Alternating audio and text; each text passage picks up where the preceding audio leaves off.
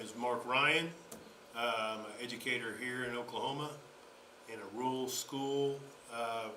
We as a learning community are trying to develop a new curriculum for our young people to develop their skills and learning capacity to go to two different areas in our community or out in the world today as well. The biggest thing that we're trying to do is to live up to our mission statement. The mission statement that we do have is our mission statement is to educate and develop all students in our learning community. In order to develop our students, we must be able to prepare them for the future. There are two basic concepts that our community and parent guardians want us to develop in the learning community, and the first one would be that of college preparedness. So they want us to deal with the concept of introducing information that will allow them to attain the type of education they need to be successful at the next level. The project-based information, the computer literacy instruction that our students are going to need to be successful at the next level are being addressed at this school system. The second area of development that we need to deal with is vocational, or what we call the School of Technology. The School of Technology has been introduced by our own students from our own school, and they're introducing it to our school board and trying to get our school board to entertain the idea of maybe developing an idea or a plan to bring in a School of Technology, which is going to encompass computers, digital media, vocational schools such as welding, auto mechanics, diesel mechanics, and our young people have done a really good job of entertaining that information. The main reason we need to bring in this School of Technology is to take care of the 30% of the young people that decide that they don't want to go to college or they want to go in a different direction. In order for us to be able to do that, we feel as a learning community that we need to develop this area not only for our school district but for our young people in the community.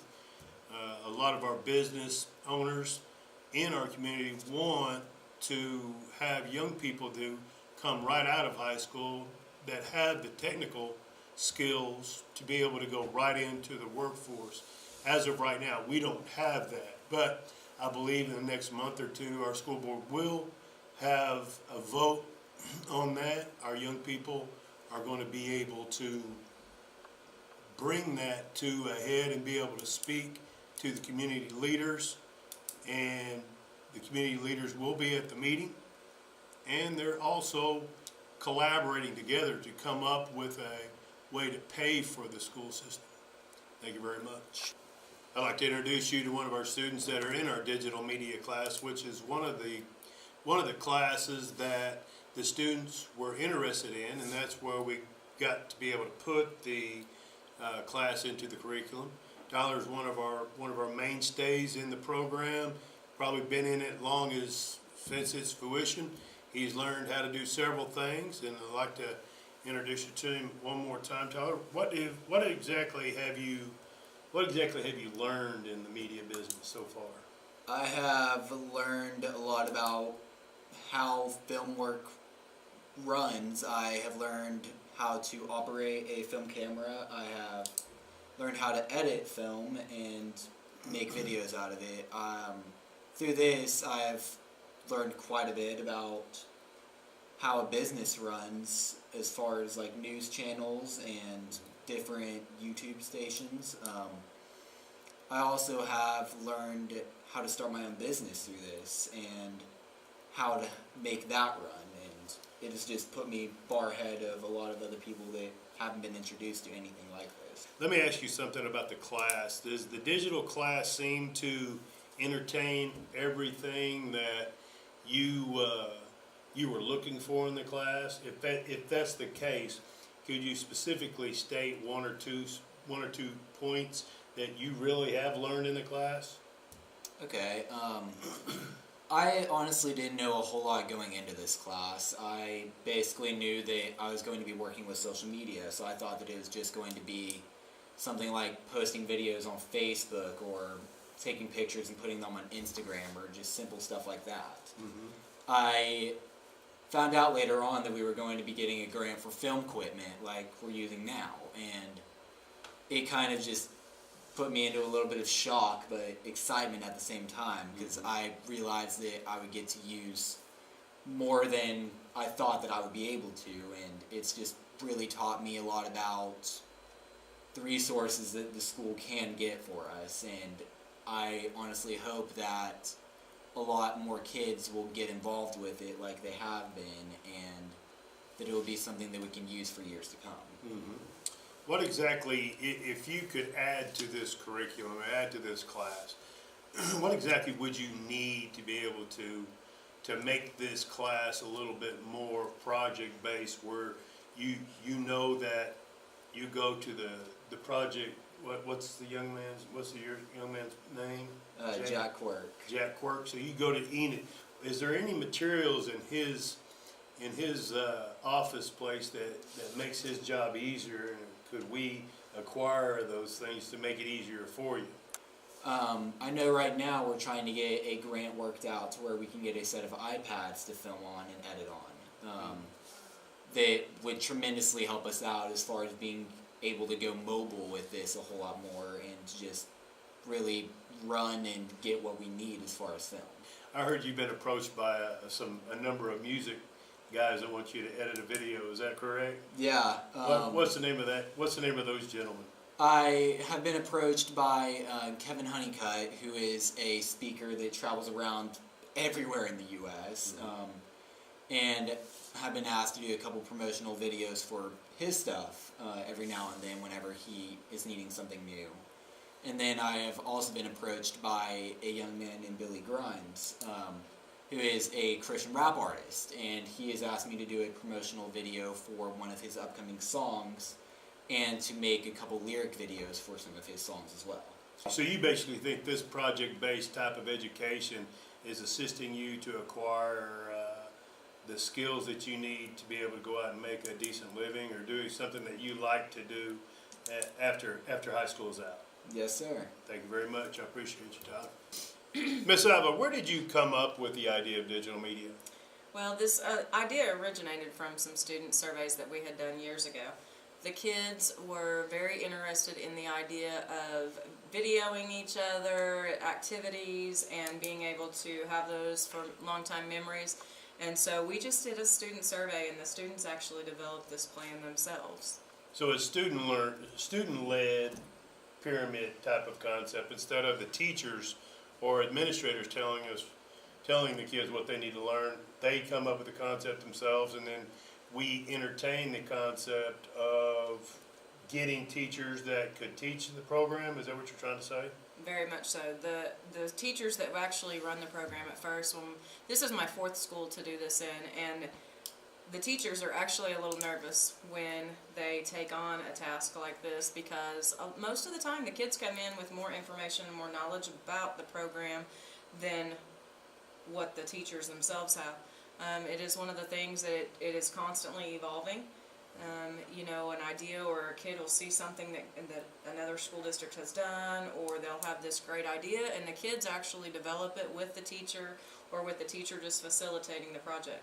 Well, that's one of the next thing I was going to ask you about is the expense. It's pretty expensive just to develop the products that you need to run this type of a class. You talk about cameras, software, computers, editing software. How did you come up with that? Well, the first way that it seems like in each district that I've been in, we tack on to Cox Communication has always funded every program that we have started.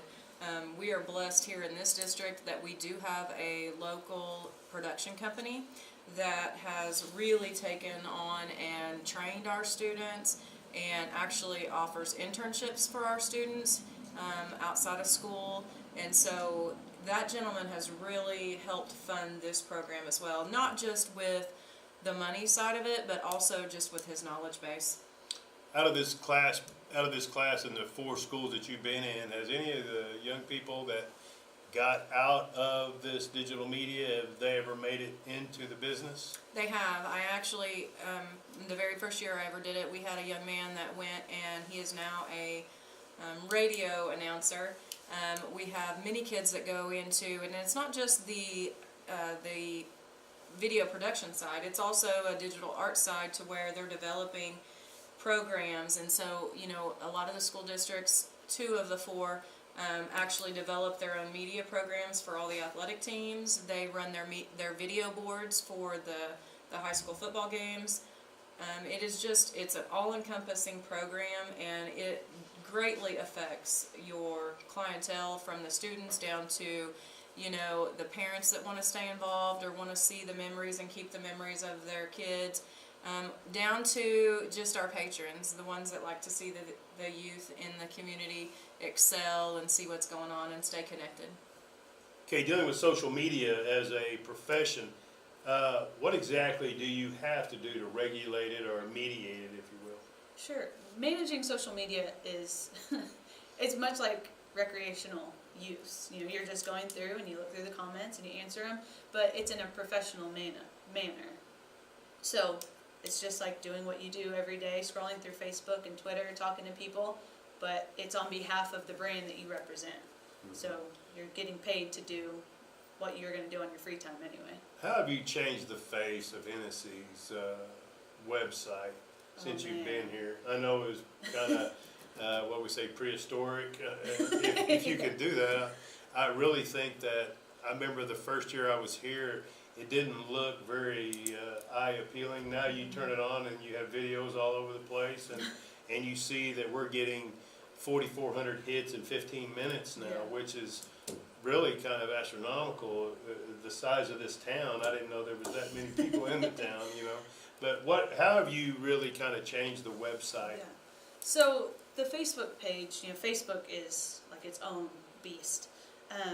And so using it recreationally, you know, I knew how to use it, could kind of skim through the settings, but then once I got in a professional setting, I had time to get in there and really look deeply into it. And so when I came to Hennessy, I knew which settings to change to be able to get more reach and more likes and more shares, and then that information just spreads out through, you know, throughout the town and even further.